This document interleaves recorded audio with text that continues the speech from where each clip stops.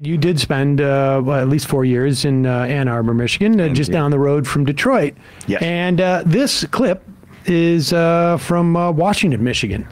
I don't know. Michigan is it's a state that is trending bluer, I guess is the best way to put it. And however, there is like there is a lot of stuff. Like I don't think it was in that short film that we had done, but I had done another where we were out in the sticks a little bit, and it's a different thing out in the sticks in Michigan. This isn't quite out in the sticks, but this is a rally, Trump supporter at a Michigan rally, interviewed by the Right Side Broadcasting Network. Not clear who the correspondent is. And this is, I mean, there's a lot of this. Emma, you were out on the campaign trail. I imagine the concentrated version of this, though, has gotten even more extreme. But this is just absolutely fascinating to me. It was stolen, but we know that Space Force has it all. Trump has all the information. Tell him. It's going to be overturned. What do you think Space Force has? Space Force is a military branch of the, just like the Army, all the military. And they literally, walk up here. Okay. They literally, the night of the election, they literally watched the election be stolen. They know, they watermarked the ballots. They know exactly what happened with every ballot.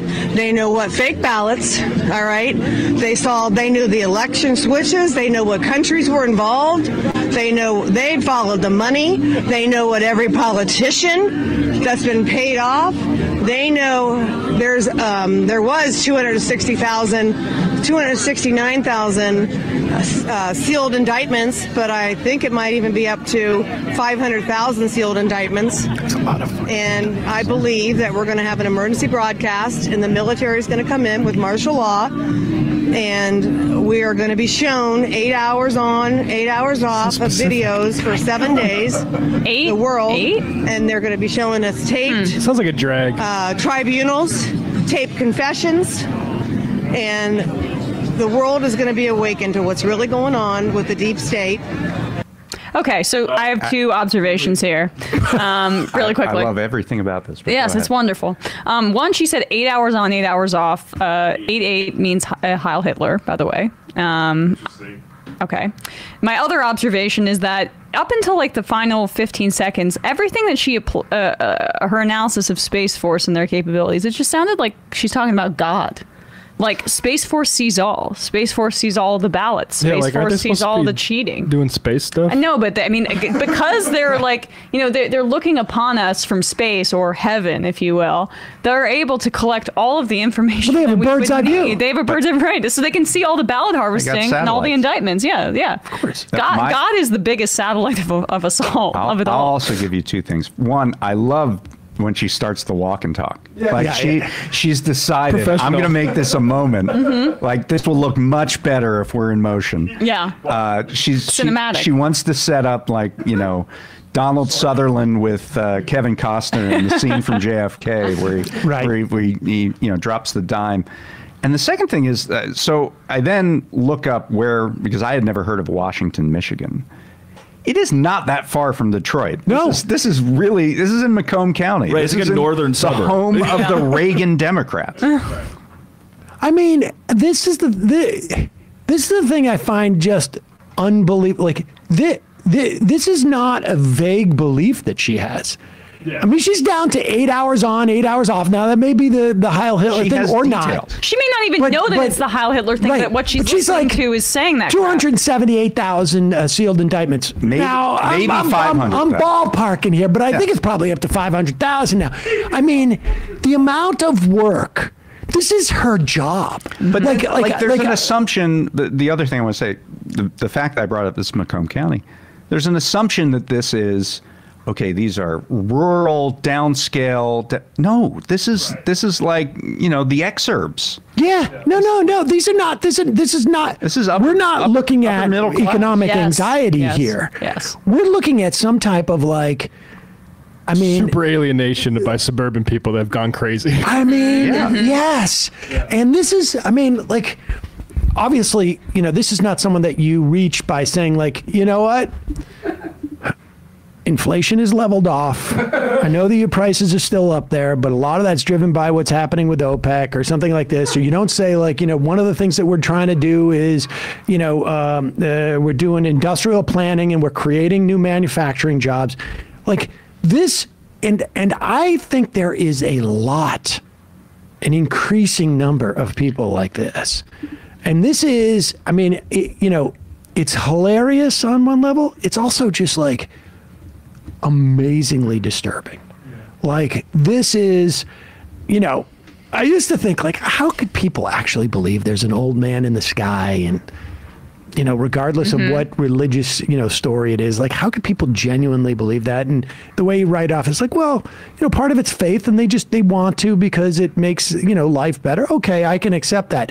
This is just like bat crap crazy. And she believes it, and she has done probably more work on this than your average person who supports any political party. Well, I gotta say too, but you can see how the religious like frame of mind applies to it as well. It's the total framework, the rapture or whatever, or the second coming. Eventually, the indictments will be handed down. 8 hours on, 8 hours off. I like how like the rapture is us watching TV. I know, but isn't that exactly what you're saying? The suburban alienation. Yeah, like great imagination you got there. Everything's gonna change. What we're gonna do is be glued to our fucking television. And our lawns will be perfectly mowed. This is what, you know, when Bob Altemeyer, you know, you may remember that name. He, with John Dean, helped John Dean write that book about conservatives, one of the early ones, about the rising or the existence of authoritarianism in this country. I mean, he wrote, you know, he was at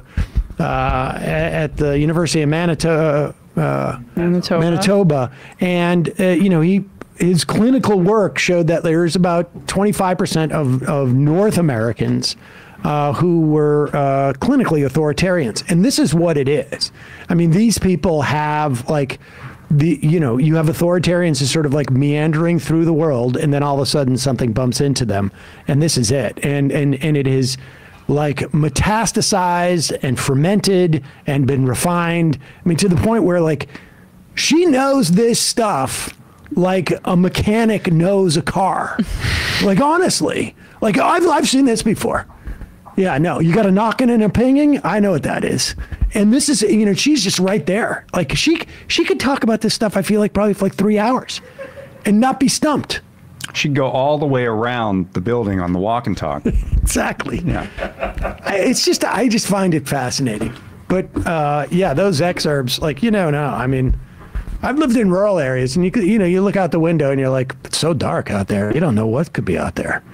Could be, but it's not. Could be mountain lion. Could be ninjas. But the alienation almost is greater in these excerpts where you have, you know, these you have big walls, big fences, and people are left to their thoughts. Yes. They're in giant armored cars, practically, these big SUVs. Yep.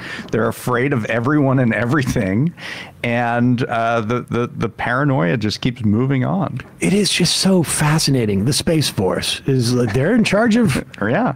They're taking a break because the aliens aren't coming. I think the marshal of the Supreme Court was going first, and then when they back off, it goes to Space Force.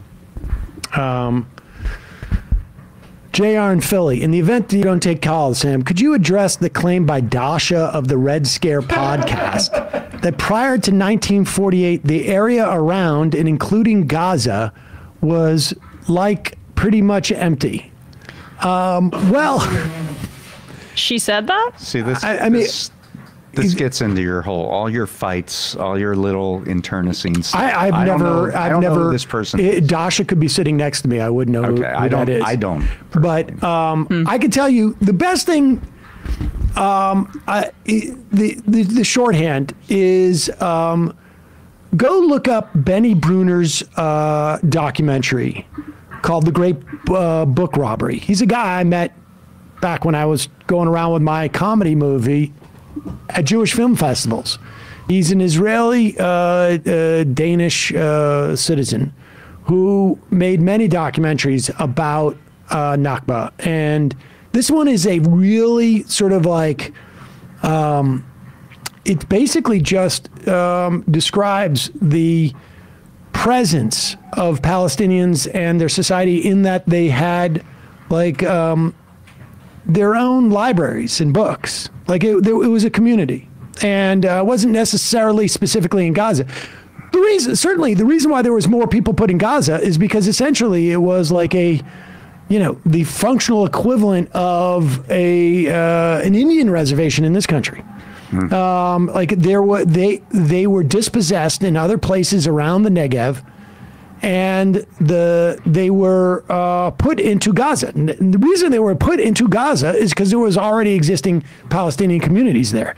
They weren't 100% essentially a refugee camp or reservation, but there was stuff there in the same way that there was stuff, anywhere in those areas.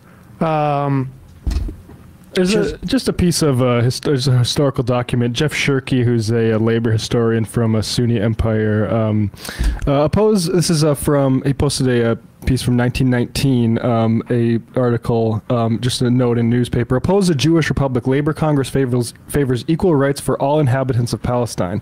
At the final session of the first Jewish Labor Congress held yesterday in Yorkville, blah, blah, blah, the delegates representing 500,000 members of the organized labor throughout the country adopted a resolution favoring a free republic in Palestine where the Jews will have no more rights than any other people until, by immigration or otherwise, they become the majority. At present, the Jews compose 1/10 of the population of Palestine. So, I mean, maybe Dasha should tell those 500,000 members of the Jewish Labor Congress, that they're imagining that. Yeah, I mean, this was not an empty piece of land. It's a lie. I mean, it just wasn't, and it wasn't. And I guess the point of the Great Book Robbery, and we'll put a link to that because I think you can see it on YouTube now, is that there was a society there, and I think if I remember correctly, it talks about the sort of like, there was a corridor, not unlike the New York-Washington corridor, where there was communities that people would travel. That's propaganda. It's propaganda. Yeah, Zionist propaganda. Yeah, it's propaganda, and so. And it should be obvious to anybody that's studied, I think, or looked at past kind of settler colonial projects and things like that before. There's an effort to just be like, yeah, the land was free. We just took it. There's no one really here. Look, it wouldn't be hard to say that in the United States. Like, there were huge tracts of land where there wasn't anybody. Yeah. Yeah, okay. They do say that about that, and then you look closer, Exactly. it's like, well, not exactly. Not exactly. Right. I mean, another bit of advice would be like, you don't need to listen to what the Red Scare folks say.